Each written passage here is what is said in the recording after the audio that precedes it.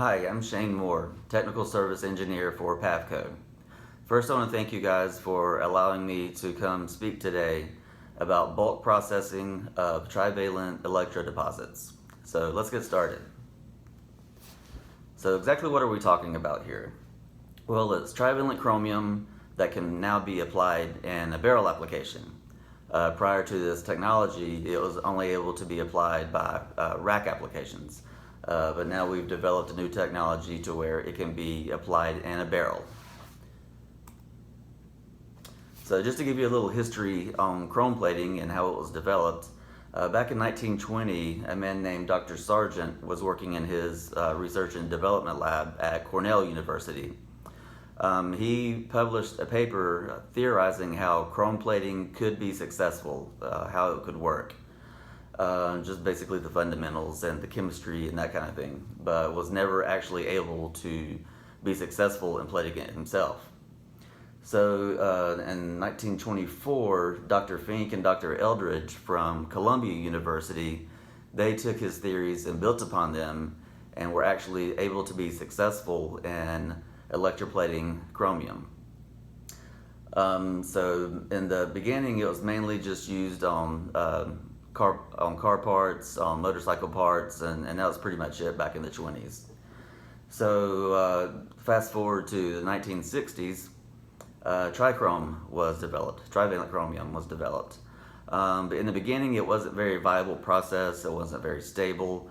It turned dark, and it just wasn't a very stable system, and so that was kind of a struggle in the beginning of the birth of trivalent chromium. But then in the 70s, the chemical manufacturers and R&D centers were actually able to make it much more stable and were successful, and it was commercially available in the 1970s. The first ones were chloride-based chromium, but today we have chloride-based, sulfate-based, and the barrel application, which is also sulfate-based. So in the beginning, before we were able to develop this new technology, it had been tried, trivalent chromium in a barrel had been tried many times with very little success. You had to have special equipment. Only small loads were possible just because of the breaking contact. And it wasn't even a barrel, it was actually more of a basket. So you would put this small load of parts in, and then you would tighten down the lid to the basket onto the parts, and then you would apply current. And the problem with this is that only the parts on the outside of the basket, in the outer part of the load, were able to see the current. So that's the only parts that really got plated. The parts in the center were kind of shielded by the outer parts, so most of those got very little to no plating at all. It had been tried. Hexchrome had been tried in a barrel. Trivalent chromium had been tried in a barrel, and it was only able to be successful when you did this, and you can obviously see the limitations involved there. So there are parts that have to be barrel plated, either because they can't have any rack marks. They need, the thickness distribution from the high current areas to the low current areas has to be small, for many different reasons.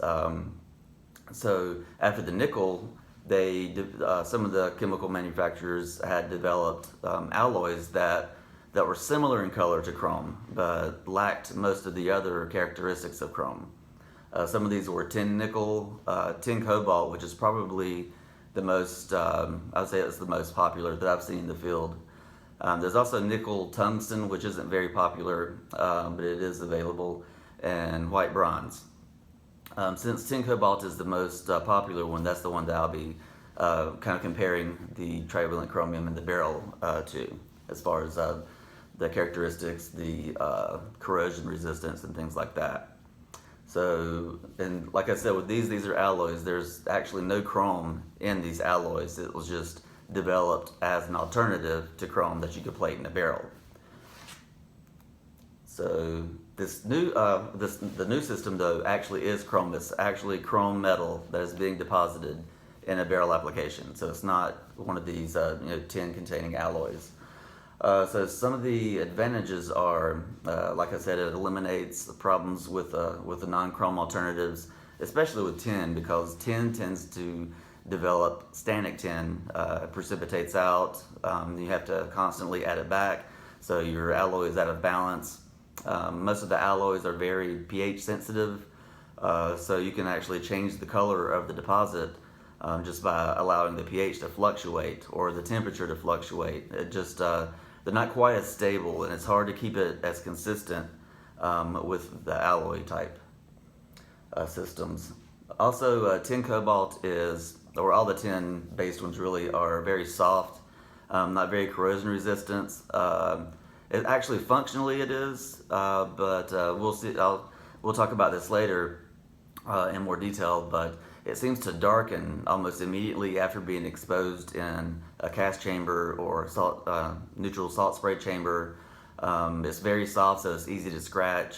So it's not really a good alternative. But of course, that was the only thing that was available until this new technology, and so there's that. Also, some of these other alloys have strong chelators, which makes it much harder to waste treat. So because it likes to chelate the metals that you're trying to precipitate from your waste treatment effluent, so we have problems there too.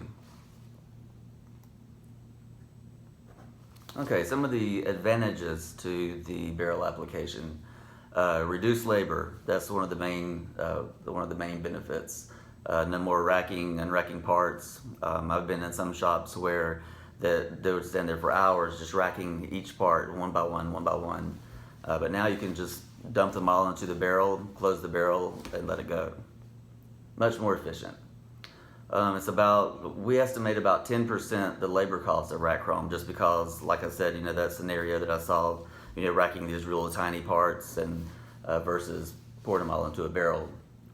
And it's also around 30% the total cost of hexavalent chromium finishing. So not only can you mass produce not only can you plate it all in the barrel versus the inefficient racking, the hexavalent chromium. If you look at everything involved with hexavalent chromium, the governmental guidelines, the waste treating, the toxic effects of hexavalent chromium. If you put all of that together, then that's how we came up with this, around 30% the cost of hex chrome, because this is really actually with any trivalent chromium. When you look at just the chemical costs are going to be a little higher than the hexavalent chromium. But when you look at all the other things that come along with the hexavalent chromium, it's actually cheaper to go with the trivalent chromium system, and much safer. Okay, some of the other advantages: no more rack marks. There's no rack marks at all. It has excellent low current density coverage. We actually cut a part open and were able to measure it was a socket, about just a small socket. We cut it in half, and it got complete coverage from the high current density to the low current density area, all the way down into these deep recessed areas. And so that was pretty impressive. It also improves. It also has a very improved thickness distribution, just because the current applied is so much more consistent from the high current density area to the low current density area, and so you have it's a lot tighter. It's a smaller difference between the high current density thickness and the low current density thickness. So, actually this is, I'm looking at slides here. So this is showing a part bisection where we actually cut it and cut it open, and we're able to, measure the outside and the inside, and it was completely covered. So let's talk a little bit about color comparison. So the color is actually measured on an instrument called colorimeter. And you have L value, A values, and B values. The L and the B are the main ones that we're really concerned with when we're talking about comparing different chromium systems. The higher the number, the whiter the deposit. So L value of 100 is completely white. L value of 0 would be completely black. The A is red to green, so that doesn't really matter when you're talking about chromium. And then there's the B value, which is also very important. It's how blue or how yellow it is. So the lower the B value, the more blue in color it is. So when we're talking about hexavalent chromium, it's consistently L value, how white it is, between 82 and 84. The B value is pretty consistent at -1 to -1.4. So this is going to be the bluest color. The next in line is the sulfate trivalent chromium in a rack. So it's going to have an L value of just a couple of marks lower, and sometimes it's really hard to tell the difference if they're say this far away, and then by the time you get here side by side, sometimes you can tell, sometimes you can't. So it's very close in color to the hexavalent chromium. Its L value is around 80 to 82. And B value -0.3 to -1. So it's really close in color to the hexavalent chromium. Let's see, the beryl sulfate trivalent chromium has a little lower L value, 78 to 82, and a little higher B value, 1 to 2, but it's almost the exact same color that you get with a trivalent chromium deposit. So with trivalent chromium, with the chloride-based trivalent chromium, it's also pretty close to hexavalent chromium color, but it's not quite as blue, not quite as white. It's very close. It's almost hard to tell by the naked eye unless they're side by side. But it's so it's going to be the darkest and not quite as blue as the hexavalent chromium. Okay, so corrosion performance, neutral salt spray. The nickel plays an important role in the corrosion resistance. We found that duplex nickel you can have a thinner deposit of duplex nickel and still have better corrosion resistance than a much thicker deposit of one layer of nickel. A single layer of nickel, you can get about 24 to 48 hours of neutral salt spray to red rust. With a duplex nickel, if it's the same thickness, you can get 96 to 200 hours. So like I said, a thinner layer of a duplex nickel system will have more corrosion resistance than a thicker layer of a single bright nickel layer.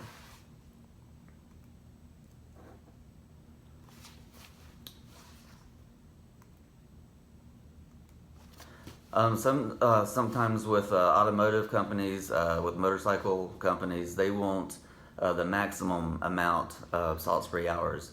So usually that's when they're asking for 400 hours at least to red. So if this is the case, then you would have to go with a quad. It's called a quad nickel stack. So it begins with a semi-bright nickel, then a high sulfur nickel, then a bright nickel, microporous nickel, and then the chromium layer. So that's going to give you your absolute maximum corrosion resistance. So we did some corrosion comparison, comparing on just the effects of the chromium deposits. So what we did was we plated duplex nickel on a bunch of parts. They're all the same parts. We tried to get them as close in thickness as possible, which we did. It was around 20 microns total. And then we processed some through the beryl sulfate trivalent chrome, tin cobalt, the hexavalent chromium, chloride trivalent chromium, and the sulfate trivalent chromium. And we put all these in the neutral salt spray chamber just so we could see how just the chromium would affect the corrosion resistance. And we also did it with a cast chamber just to see what the difference was there as well. So what we saw was that they all performed pretty well in the salt spray chamber, all except for the beryl tin cobalt. Other than that, they all perform roughly about the same. And the reason for the beryl tin cobalt, it has the tin rich deposit, the tin rich alloy, and it was pretty soon after we added this to the cabinet that it went dark almost immediately. So that didn't get a very good rating. Okay, and then like I said, we repeated the test, but this time we put it in a CAS. It's a copper acetic acid accelerated test, similar to salt spray, but a little more aggressive. And these, the chloride trivalent chromium and the beryl sulfate trivalent chromium actually did much better than the sulfate trivalent rack, hexavalent rack, and the tin cobalt, of course. And we think that's because the deposit is actually microporous as plated in the chloride trivalent chromium and in the beryl sulfate. So you can't stop corrosion, you can only guide it and direct it. So what the microporous deposit does is, instead of it going straight down to the substrate, it disperses the corrosion over many different sites. So that way it spreads it out, and it takes much longer for the corrosion to get all the way down to the substrate. Okay, we also wanted to see how the hardness of the deposit compared. So we plated more of these parts again, and we sent them to an outside lab to get evaluated. And it's called a nano indentation. It basically indents, and it measures the force of which the nano indentation goes into the deposit, and then it measures that force.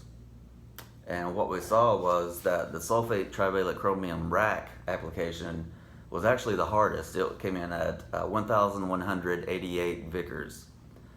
Next in line was the hexavalent chromium, and it was just under the sulfate trivalent chromium. And this has been verified many times. We've actually done this test many different times, and it always comes back as trivalent chromium sulfate based in a rack was actually harder than hexavalent chromium. So it's kind of surprising, but it was repeated many times and verified. So next under that is chloride trivalent chromium. It comes in at 800, which is just a little less than the hexavalent chromium, but we have many different customers that are using the chloride-based trivalent chromium on hand tools and some other things, and the hardness spec, it meets their hardness spec, so it's definitely hard enough. The beryl sulfate trivalent chromium came in just under the chloride trivalent chromium, so it's still a pretty hard deposit. And then of course the tin cobalt, it came in very low at 382, and that's just because of the tin rich alloy, and so it's easy to scratch, it's easy to dent, and it's just a much softer deposit and not quite as resistant to forces on it. Okay, to just a few other comparison characteristics. So with the chrome metal and the beryl application, it runs around 4 grams per liter. So that makes it much easier on waste treatment, especially when you compare it to hexavalent chromium, which runs at 150, 175 grams per liter. Then let's see, the anode type, you have to have, it's called a mixed metal oxide, and it's a coating that goes over titanium, and we have some approved sources, and we really try to follow. We really highly recommend that we use these suppliers that we have approved, just because the thinner type and the older technology MMO coated anodes would not last very long, and they would start generating hexavalent chromium. And so, but the sources that we have identified as having the best anodes last a very long time, unless they're damaged. If something hits them or damages the coating, then it can be an initiation site to start generating hex chrome. So usually what I've seen is they put some type of barrier between the parts and the anodes, so that the current can still flow, but it protects it from getting hit by something. If a rat crashes or anything like that happens, if you scratch that anode, then you're gonna have to have it recoated, and that can be expensive. As far as the covering power, the best is the trivalent chromium beryl application has the best low current density coverage. The rack sulfate and rack chloride have good coverage as well, Chromic acid, it doesn't throw down into the low current density very well. So the good thing about with trivalent chromium is that with a better coverage, you can have more parts on the rack. But since we're mainly focusing on the barrel application, then we'll stay with that. And it does have excellent low current density coverage. Waste treatment is pretty easy. It's like waste treating a nickel bath. You don't have to do the hexavalent chromium reduction like you do with hexavalent chromium. It's basically like nickel, and like I said, it's only 4 grams per liter of chrome, so it's much easier to waste treat. Let's see, the toxicity is extremely low. It's nothing like hexavalent chromium. Okay, so let's talk about the deposit rates. So with the beryl sulfate trivalent chromium, when it was first developed, we had to have about a 30-minute immersion time, a 30-minute plating time to be able to get about 0.25 microns, which is usually what's required. But we have developed the technology to where now it only takes about 15 minutes to get that 0.25 microns. So we've come a long way with the technology on that. Sulfate trivalent chromium usually takes about 6 to 7 minutes to get 0.25 microns. Trivalent chromium is usually about half of that, as well as hexavalent chromium.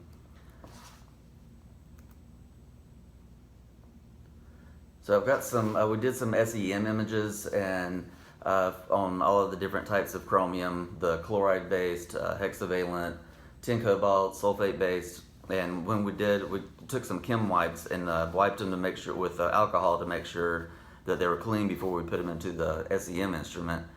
And the tin cobalt, the deposit was so soft that in the SEM images you can actually see all the scratches that came about just from using that chem wipe, which is not very aggressive. You can also see in the SEM images that the sulfate-based, you can really see the microporosity, and that's why it does so well in casts and other corrosion-resistant systems, or cabinets, I'm sorry. So the equipment that you need. So like I said, you have to use the mixed metal oxide coated titanium. A polypropylene tank is fine because you're only running at like 43 degrees Celsius. So you don't have to have like a steel, a line steel tank or anything like that. You really need a variable speed barrel, and that's because, especially in the beginning, just at least when you're designing the line. Because we have found that that's pretty important, and the success is you want the least amount of making and breaking contact as possible. It does, it's still successful even if it does make and break contact. It can take intermittent contact, but the less that this happens, the better. So usually we'll recommend a variable speed barrel just until we optimize the revolutions per minute and to get a successful deposit. So like I said, usually we'll do that just in the beginning, especially if you're only going to be running one main type of part, then we'll use the variable speed barrel just to optimize the RPM, and then when the rest of the line is designed, then they can just use, they don't have to have the adjustment, they can just be set to that RPM and engineered around that. Some other equipment that's needed, you need mild air, and you also need, the mild air mainly is just to mix the chemistry, especially in makeup. When you make it up, you need that air to help circulate or to help dissolve all the chemistry. Also, before startup, you'll want to turn the air on just to mix and make sure that all of the additives are homogeneous. And let's see, you need tank filtration, and you also need the ability to carbon treat because the bath does have organics in it. And with that, as they break down from electrolysis, then you want to be able to have the ability to remove that organic contamination. So you want a good filter that can turn over the tank in maybe actually about 2 to 3 times per hour, just to make sure that we keep the bath clean. Purification by ion exchange. especially if you're running parts that are copper or copper alloys or zinc type substrates, like zinc die-cast. You really need to have an ion exchange column for that. And the good thing about the ion exchange resin that we sell is that it actually is it has the highest affinity for copper. So as soon as the copper is introduced into the bath, then ion exchange resin removes it immediately. This is very important because the copper is the biggest contaminant, and it has the most sensitivity to copper than any of the other metallic contamination. And then for nickel and iron, as long as you have the ability to dummy electrolyze scrap parts or whatever, then that's usually enough to contain the nickel and iron. Because this bath is very tolerant for nickel and iron, but not very much for zinc and copper substrates.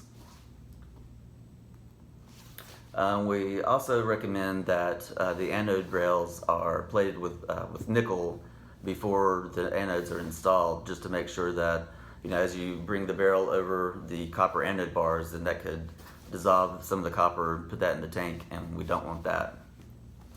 Operating parameters, like I said, 4 grams per liter of total chrome. pH, we run around 3.6 is the optimum. Temperature, 43 degrees Celsius. The cathode current density, around 1 to 1.1, 1.2 ASD if possible. And the anode current density, whenever you're designing the tank, you want to make sure that the anodic current density stays below 5 amps per square decimeter. And this is because that'll allow the coating to last longer. And sometimes if it's over 5 ASD for an extended period of time, then hexavalent chrome can actually be generated. And we definitely do not want that. Field results, we've had many installations all over the world. I've been involved in some in Asia, Southeast Asia, in the US, and many of those are, well, I can't say the name of the customers, but you would definitely recognize their names, and they've been very successful and very happy with it. We have been successful with plating over electroless nickel as well. The only thing with the electroless nickel is that you have to prevent the hypophosphite from getting into the tank through a rinsing, because it seems to be a contaminant for it. But as long as the rinsing is good, then you can plate the barrel chrome over electroless nickel as well. It's a very stable system. It's easy to run. You just run wholesales. There's a couple of titrations, things like that, just to maintain. And then if you set up everything on automatic feeders, then you really don't have to worry about it. It just goes. It just plates and plates. It's a very stable, very good system. So in conclusion, the barrel system has excellent throwing power, good coverage down to low current density areas, reduced labor cost, of course, because you're no longer racking each little part. You're just dumping it into a large barrel. So there's an improvement in production. It has no rack marks. It has no rack marks. It's consistent color, and it's proven reliability, because we've had so many successful installations that are still running, and they say this is a very simple operation to maintain. So as long as you keep the metallic contamination out of it, as you build organic contamination, you remove that with some carbon. Maybe run a wholesale occasionally, and just make all the adds based on amp hours. Most of our customers use auto dosing. Then it can be a very simple system, very economical, and you will be as happy as all of our customers are that are running this system. All right, so once again, I want to thank you for your time. Thank you for the opportunity to speak, and I hope everyone has a great day. Thank you.